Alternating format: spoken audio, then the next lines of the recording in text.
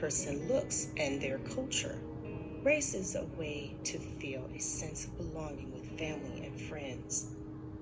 Racism is the made-up belief that some groups of people are superior and some are inferior because of their race. Racism is everywhere in our past, our present, and routinely favors whites. Racism is the reason that some groups get better health care, jobs, and education.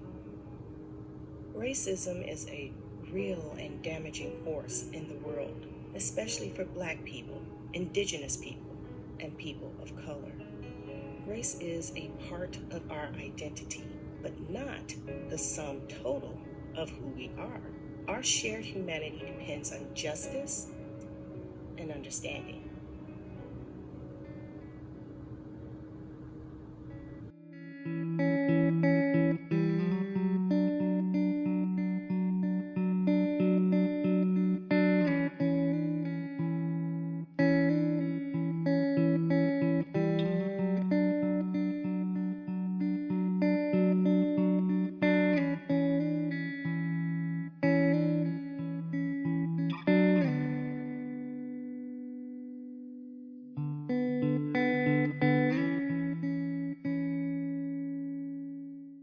Have a full understanding of what institutional racism is in the country. They think it's just an individual act of malice to another person that doesn't look like them. And of course, the African American community sees this in a very, very different way. They will clearly say, and you hear this from kids in Louisville, Kentucky, who are high schoolers, they said to me, Mr. Mayor, talent is equally distributed. There's no way to get around that, but opportunity clearly is not. Important to understand other concepts like implicit bias and systemic racism. Implicit bias is all about attitudes and stereotypes that affect the way that we think and make decisions without us actually realizing it. For example, if you grow up without really interacting with Black people and your only exposure to them is negative stereotypes in the media, then you're more likely to link Black people with crime and violence. Negative portrayals of Black Americans in the media have been around for a very, very long time.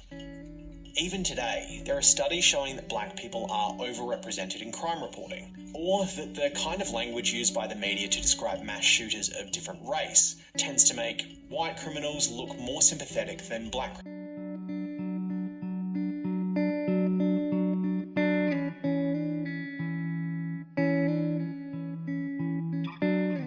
One thing has changed is the language, and that is, why are we still using the term tolerating minorities? Tolerance is important.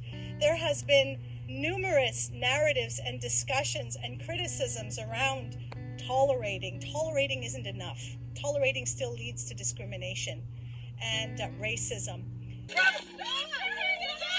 Canada has been really good at convincing itself and the world that the terrible things that come out of colonization somehow didn't happen here.